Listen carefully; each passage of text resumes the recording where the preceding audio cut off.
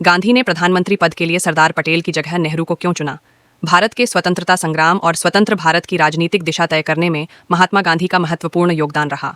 1947 में जब भारत को स्वतंत्रता मिली, तब देश के प्रथम प्रधानमंत्री का चयन कांग्रेस के भीतर एक महत्वपूर्ण विषय था। सरदार वल्लभ भाई पटेल और पंडित जवाहरलाल नेहरू दोनों ही इस पद के प्रबल दावेदार थे, लेकिन अंततः महात्मा गांधी ने नेहरू का समर्थन किया, जिससे वे स्वतंत्र भारत के पहले प्रधानमंत्री बने। यह निर्णय ऐतिहासिक रूप से अत्यधिक महत्वपूर्ण था और इस पर दशकों से बहस होती रही है। महात्मा गांधी के इस निर्णय के पीछे कई कारक थे। सबसे पहले, गांधी जी ने नेहरू की आधुनिक सोच और समाजवादी विचारधारा को अधिक उपयुक्त माना। नेहरू पश्चिमी शिक्षा प्राप्त थे और विज्ञान, तकनीक और औद्योगिकीकरण पर जोर देते थे, जो नव स्वतंत्र भारत के विकास के लिए महत्वपूर्ण था। दूसरी ओर, सरदार पटेल की छवि एक सख्त प्रशासक और कुशल संगठक की थी, जिन्होंने भारत की रियासतों के एकीकरण में महत्वपूर्ण भूमिका निभाई थी। हालांकि गांधी जी को लगा कि नेहरू की वैश्विक दृष्टि और युवाओं में उनकी लोकप्रियता भारत को अंतर्राष्ट्रीय मंच पर बेहतर तरीके से प्रस्तुत कर सकती है। इसके अतिरिक्त नेहरू और गांधी जी के बीच व्यक्तिगत संबंध भी इस निर्णय में महत्वपूर्ण भूमिका निभाते थे। गांधी जी ने नेहरू को अपने आध्यात्मिक पुत्र के रूप में देखा और उनके प्रति गहरा स्नेह और विश्वास रखा। गांधी जी को विश्वास था कि नेहरू उनके अहिंसा और शांति के सिद्धांतों को आगे बढ़ाएंगे और भारत को एक धर्मनिरपेक्ष और समावेशी राष्ट्र बनाएंगे। कांग्रेस पार्टी के भीतर भी समर्थन का मुद्दा था।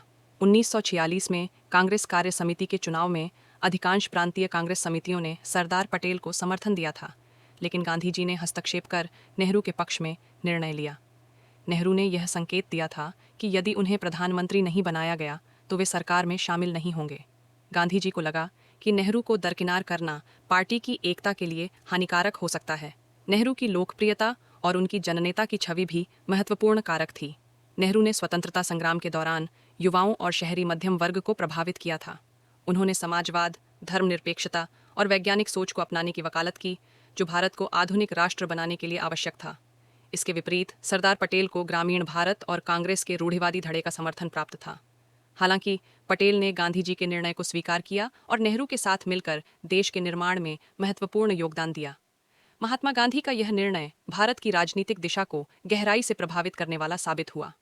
नेहरू के नेतृत्व में भारत ने लोकतांत्रिक संस्थाओं की स्थापना, औद्योगिकरण और गुटनिरपेक्ष आंदोलन की नीति अपनाई। हालांकि इस निर्णय ने कांग्रेस के भीतर कुछ मतभेद भी उत्पन्न किए, जो आगे चलकर विभिन्न राजनीतिक धड़ों और विचारधाराओं के उदय का कारण बने। इस प्रकार महात्मा गांधी द्वारा नेहरू को प्रधानमंत्री बनाने का निर्णय न केवल व्यक्तिगत और राजनीतिक कारणों पर आधारित था, बल्कि यह स्वतंत्र भारत के भविष्य की दिशा निर्धारित करने वाला एक ऐतिहासिक कदम था।